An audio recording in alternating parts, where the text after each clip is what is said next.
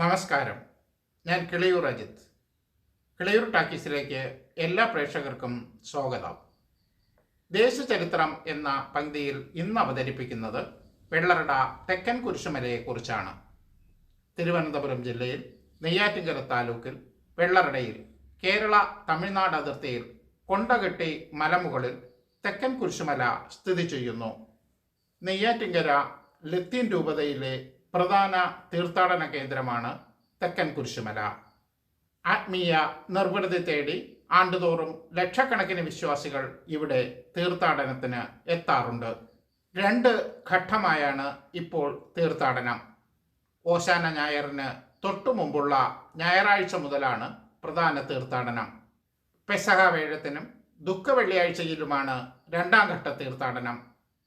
മനുഷ്യരാശിയെ നന്മയിലേക്ക് നയിക്കുന്ന സന്ദേശങ്ങൾ ഉയർത്തിയാണ് ഓരോ വർഷവും തീർത്ഥാടനം കൊണ്ടാടുന്നത്. കൊണ്ടകെട്ടി മലയും കൂനിച്ചു മലയും സഹ്യപർവ്വത നിരയുടെ മുൻനിരക്കാറാണ്. ഘോരവനങ്ങളും പുൽമേടുകളും നീരുറവകളും കാട്ടുമൃഗങ്ങളും ഒക്കെ നിറഞ്ഞ പർവ്വത പ്രദേശം. 1940കളിൽ കോഴഞ്ചേരി സ്വദേശിയായ ജോർജ് തൻ്റെ ഭാര്യയും 2 കുട്ടികളുമായി കൊണ്ടകെട്ടി മലയുടെ അടിവാരത്തിലെത്തി. കടുത്ത ദാരിദ്ര്യം, ഉപജീവനത്തിന് വഴിയില്ല. കുറച്ച് കൃഷിഭൂമി കിട്ടിയാൽ കൃഷി ചെയ്ത് ജീവിക്കാം. ഭൂമി അന്വേഷിച്ചാണ് ജോർജും കുടുംബവും കൊണ്ടകെട്ടി മലയുടെ അടിവാരത്തിലെത്തിയത്. എന്നാൽ അടിവാരത്തിലെ ഭൂമിയെല്ലാം ആദ്യം എത്തിയവർ കൈക്കലാക്കിയിരുന്നു. മറ്റു മാർഗമില്ലാതെ ജോർജും കുടുംബവും ഭൂമി തേടി മല കയറി. ഘോരവനത്തിലൂടെ നടന്ന് അവർ ഗിരിശൃംഗത്തിലെത്തി. അവിടെ മാത്രമാണ് അവർക്ക് മറ്റവകാശികളില്ലാത്ത ഭൂമി കണ്ടെത്താനായത്. അവിടെ ഒരു പാറയപ്പിനുള്ളിൽ അവർ താമസമുറപ്പിച്ചു. 3000 അടി ഉയരമുള്ള മലമുകളിലെ താമസം ഒട്ടേറെ വെല്ലുവിളികൾ ഉയർത്തി. നിത്യോപയോഗ സാധനങ്ങൾ വാങ്ങണമെങ്കിൽ പോലും മലയിറങ്ങണം.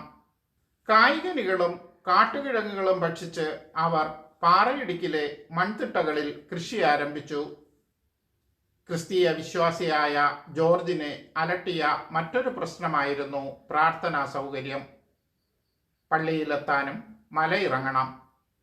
ഒടുവിൽ കാട്ടുകമ്പുകൾ കൊണ്ട് ജോർജ് ഒരു കുരിശ് നാട്ടി. ആ കുരിശിൻ ചുവട്ടിൽ ആ കുടുംബം ദൈവിക സാന്നിധ്യം കണ്ടു. കാലം കുറെ കഴിഞ്ഞു. കുട്ടികൾക്ക് വിദ്യാഭ്യാസം നൽകണം. ഭാര്യയ്ക്ക് കലശലായ അസുഖങ്ങൾ. ഒടുവിൽ മലയിറങ്ങാൻ തന്നെ ജോർജ് തീരുമാനിച്ചു. അങ്ങനെ അധ്വാനത്തിന് 300 രൂപ വിലയിട്ട് കൈവശ ഭൂമി അമരവിള സ്വദേശി എസ്ത്രോണിന് കൈമാറി. ജോർജ് നാട്ടിയ കുരിശിന്റെ വെളിച്ചത്തിൽ തന്നെയായിരുന്നു എസ്ത്രോണും കുടുംബവും മലമുകളിൽ താമസിച്ചത്. എങ്കിലും രോഗങ്ങളും ദുരിതങ്ങളും ആ കുടുംബത്തെയും വേട്ടയാടി. മറ്റു വഴികളൊന്നും തെളിയാതെ വന്നപ്പോൾ എസ്ത്രോൺ രോഗശാന്തിയും ദുരിതശാന്തിയും തേടി ഉണ്ടൻകോട് പള്ളിയിലെത്തി. അന്ന് അവിടെ പ്രവർത്തിച്ചിരുന്ന കർമ്മലിത്ത മിഷണറി ബെൽജിയം സ്വദേശി ഫാദർ ജോൺ ബാപ്റ്റിസ്റ്റിനോട് എസ്ത്രോൺ തൻ്റെ ദുഃഖങ്ങൾ പങ്കുവച്ചു. പരിഹാരവുമായി ഞാൻ എത്തിക്കൊള്ളാം എന്ന് ഉറപ്പു നൽകി ഫാദർ എസ്ത്രോണിനെ മടക്കി അയച്ചു. 2 നാൾ കഴിഞ്ഞു. അന്ന് 1957 മാർച്ച് 17 ഉപദേശിയായ സത്യനേശനെയും കൂട്ടി ഫാദർ കൊണ്ടകെട്ടി മല കയറി. എസ്ത്രോണിന് വേണ്ടി മാത്രമല്ല, ആ മലയോര ഗ്രാമത്തിനാകെ സൗഖ്യം പകരാൻ ആ മലയുടെ നെറുകയിൽ ഒരു മരക്കുരിശ് നാട്ടി ഫാദർ ആദ്യ ദിവ്യബലി അർപ്പിച്ചു. അങ്ങനെ കൊണ്ടകെട്ടി മലയിൽ ഉൾപ്പെട്ട ആ ഗിരിശൃംഗം കുരിശുമല എന്ന പേരിൽ അറിയപ്പെട്ടു. അതിനുശേഷം പലപ്പോഴും വിശ്വാസികൾ ഒറ്റയ്ക്കും കൂട്ടായും മലമുകളിലെത്തി പ്രാർത്ഥിക്കുന്നത് പതിവായി. 1975 കിളിയൂർ ഇടവക വികാരിയായിരുന്ന ഫാദർ ഫ്രാൻസിസ് നീറ്റാണി 24 അടി ഉയരമുള്ള കോൺക്രീറ്റ് കുരിശ് മലമുകളിൽ സ്ഥാപിച്ചു. 1976 ഫാദർ ആർ പോളാണ് ആശീർവാദ കർമ്മം നിർവഹിച്ചത്.